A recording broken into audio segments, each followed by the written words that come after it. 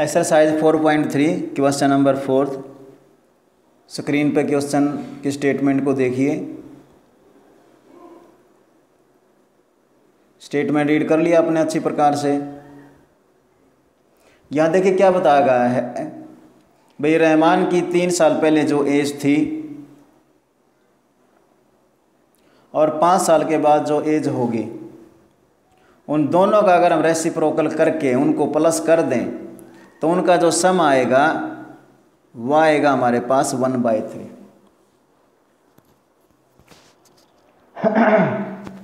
क्या आएगा? 1/3। ठीक है भाई। 3 साल पहले जो एज थी, 5 साल के बाद जो एज आएगी, उन दोनों का रेसिप्रोकल करके अगर उनको हम सम करें, उनको प्लस करें तो कितना आएगा? 1/3 आएगा। और रेसिप्रोकल कैसे? एक सिंपल सी बात है, जैसे 2/3 है, इसका रेसिप्रोकल क्या होगा? 3/2 होगा। 5 का रेसिप्रोकल, यहाँ पर बहुत सारे बच्चे पजल हो जाते हैं, अरे 5 का 5/1 लिख दीजिए। अब इसका रेसिप्रोकल क्या हो जाएगा? 1/5। मेरी बात समझ में आई? ऐसे जब हम सम को करेंगे तो वहाँ पर भी रेसिप्रोकल हमें उसका कर देना है, और रेसिप्रोकल करने के बाद उनको हम क्या करेंगे? प्लस कर देंगे। और किसके इक्वल रख देंगे? 3 के इक्वल रख देंगे, सॉरी 1/3 के इक्वल रख देंगे। अब यहाँ पर हमें निकालना क्या है? प्रेजेंट एज निकालने। देखिए जो स्टेटमेंट के सम होते हैं मोस्टली हम क्या करते हैं, जो हमें फाइंड आउट करना हो उसी को हम लेट करके चलते हैं। जो हमें फाइंड आउट करना हो उसी को हम क्या करते हैं? लेट करके चलते हैं। तो हमें कौन सी एज निकालनी? Present age. तो प्रेजेंट एज को हम क्या करेंगे? लेट कर लेंगे। क्या करेंगे? प्रेजेंट एज को लेट कर लेंगे। अब एक बात सोचिए आप खुद भी, आज आपकी एक प्रेजेंट एज है भाई, 3 साल पहले आपकी एज क्या थी? अगर कोई बच्चा आज सपोज कीजिए 15 ईयर्स का है, तो 3 साल पहले एज क्या थी उसकी? 3 माइनस कर दीजिए, कितना होगा? 12। और 5 साल के बाद 5 प्लस कर दीजिए, कितना होगा? 20। बात समझ आई? अब क्या करें? दोनों का रेसिप्रोकल कर दो। 12 का रेसिप्रोकल क्या आएगा? 1/12। 20 का रेसिप्रोकल क्या आएगा? 1/20। और क्या बोला? इन दोनों को प्लस कर दीजिए, सम कर दीजिए, तो स्टेटमेंट दे दी यहाँ पर भाई, ये किसके इक्वल आएगा? यहाँ तो चलो हमने लेट किया है, अब यहाँ पर इन्होंने सम के अंदर ऐसा इसके अंदर दिया हुआ है। तो ठीक है, बात समझ आई बेटा? तो यहाँ पर हम जैसे अब सम स्टार्ट करने जा रहे हैं, मैंने बताया रेसिप्रोकल किस प्रकार से होता है भाई। 3 साल पहले आपकी एज क्या थी, 5 सालों के बाद आपकी एज क्या होगी, या तो लेट कर रहे हैं, लेट करके उसके अंदर हम सम को सोल्व करेंगे। अब यहाँ पर लेट कर लेते हैं। Let Rahman's present age. भाई रहमान की हमने वर्तमान आयु, आज की उसकी एज कितनी लेट कर ली? x years. तो 3 साल पहले, देन रहमान्स एज 3 ईयर्स एगो। भाई 3 साल पहले, तो क्या करोगे? आज जो एज है उसमें से 3 को माइनस कर दीजिए। आज एज उसकी x है, तो x में से 3 को माइनस करोगे, क्या लिखा जाएगा? x-3। और आज से 5 साल के बाद, आज हमारी जितनी एज है, आज से 5 साल के बाद उसमें क्या करोगे आप? 5 प्लस कर दोगे। आज एज x है, तो 5 साल के बाद क्या बन जाएगी? x+5 बन जाएगी। मेरी बात आपको समझ में आई? अब बात रही क्या करना है? स्टेटमेंट के हिसाब से इन्होंने का दिन का रेसिप्रोकल करके उनको प्लस कर दीजिए, उन दोनों का सम कर दीजिए, और उन दोनों का सम कितना आएगा? 1/3। अब x-3 का आपको रेसिप्रोकल करना, तो क्या बन जाएगा? 1/x-3। इसी प्रकार x+5 का रेसिप्रोकल आपको करना है, तो इसका रेसिप्रोकल क्या बन जाएगा? 1/x+5। ऐसे करके हम दोनों को प्लस कर देंगे, तो इनका जो सम आएगा वो कितना आएगा? 1/3 आएगा। मेरी बात आपको समझ आई? अब आगे उसी प्रकार आपको सोल्व करना है इसको, कि भाई हम एलसीएम लेकर सोल्व करेंगे। तो यहाँ पर क्या होगा? एलसीएम, इन दोनों की मल्टीप्लाई इसका क्या होगा? एलसीएम होगी। तो एक सिंपल बात याद रखिए, जब दोनों की मल्टीप्लाई एलसीएम हो तो एक बिल्कुल सिंपल तरीका मैंने बता रखा है, इसकी इससे मल्टीप्लाई कर दीजिए, इसकी इससे। इसको क्रॉस मल्टीप्लाई नहीं बोलते। क्रॉस मल्टीप्लाई वर्ड कब यूज होता है? जब बीच में इक्वल का साइन हो। जब इक्वल का साइन हो तब उसको बोलते हैं हम क्रॉस मल्टीप्लाई। यहाँ पर हम क्रॉस मल्टीप्लाई नहीं बोलते, ये सिर्फ आपको समझाने के लिए मैंने बताया है। कि जब दोनों नंबर की मल्टीप्लाई एलसीएम हो तो इसकी मल्टीप्लाई इससे हो जाती है और इसकी मल्टीप्लाई इससे हो जाती है। आपको साइन भी दिखाने की जरूरत नहीं है। अब एलसीएम क्या है, इन दोनों की मल्टीप्लाई आ गई। अब x + 5 की 1 से मल्टीप्लाई करोगे x + 5 आएगा, बीच में प्लस का साइन है तो प्लस का साइन डाल दीजिए। x - 3 की 1 से करो क्या आएगा, x - 3 आएगा। मैंने एक बात बताई थी, अगर बीच में माइनस का साइन है तो उसको आप ब्रैकेट में बंद कीजिए। अगर प्लस का साइन है तो फिर आपको ब्रैकेट में लिखने की जरूरत नहीं है, उसको रहने दीजिए, आप डायरेक्ट लिख दीजिए, क्योंकि साइन पे अब इफेक्ट कोई भी नहीं पड़ेगा उसके अंदर। ठीक है, इस प्रकार हमने कर दिया। और ऊपर देखिए 1x + 1x कितना बन जाएगा, 2x। 5 में से 3 को माइनस करोगे कितना आएगा, 2।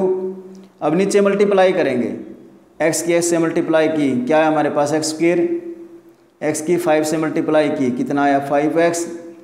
-3 की x से मल्टीप्लाई की -3x, -3 की +5 से की कितना, -15। देखिए जब हम माइनस की मल्टीप्लाई किसी प्लस वाले नंबर से करते हैं उस सिचुएशन में जो साइन है वो माइनस का आता है, तो ये -15 बन जाएगा। लेकिन जब आप माइनस की माइनस से मल्टीप्लाई करते, याद रखिए माइनस से माइनस कैंसिल आउट हो जाता है मल्टीप्लाई में, एडिंग में नहीं, एडिंग में वो एज इट इज रहता है। अब ऊपर हमारे पास क्या आ गया, 2x + 2, बाय में हमारे पास x² + 5x - 3x - 15 = 1/3। अब ऊपर एज इट इज रहेगा, नीचे देखिए कोई अगर किसी में प्लस होता है नहीं होता, पावर 2 वाला अकेला नंबर है तो ये आ गया, पावर 1 वाले हमारे पास 2 नंबर हैं, ये अपोजिट साइन है तो 5x में से 3x को माइनस किया, हमारे पास क्या आएगा, 2x - 15 = 1/3। अब हमें क्या करनी है, क्रॉस मल्टीप्लाई करनी है, इसकी मल्टीप्लाई इससे कर देंगे और इसकी मल्टीप्लाई इससे कर देंगे।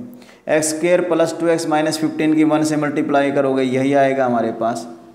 उसके बाद 3 की मल्टीप्लाई इन दोनों से होगी, पहले 3 की 2x से की कितना आएगा, 6x। 3 की 2 से मल्टीप्लाई करी कितना, 3 × 2 = 6।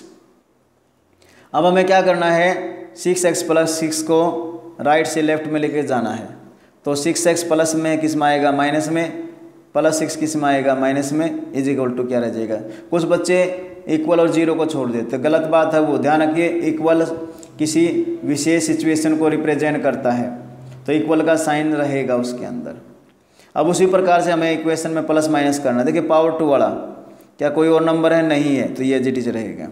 अब सिंगल पावर में देखिए ये 2 हैं, अब इन दोनों के अंदर भी क्या है, एक प्लस में है दूसरा किस में है, माइनस में है। जब एक साइन प्लस में दूसरा माइनस, अपोजिट साइन हो तो माइनस होते हैं और साइन बढ़ेगा आता है, माइनस आ जाएगा। 6x में से 2x को माइनस किया कितना आएगा, 4x। उसके बाद देखिए कांस्टेंट -15 और -6 दोनों माइनस के हैं तो प्लस होंगे, साइन चेंज नहीं होगा, -21 = 0।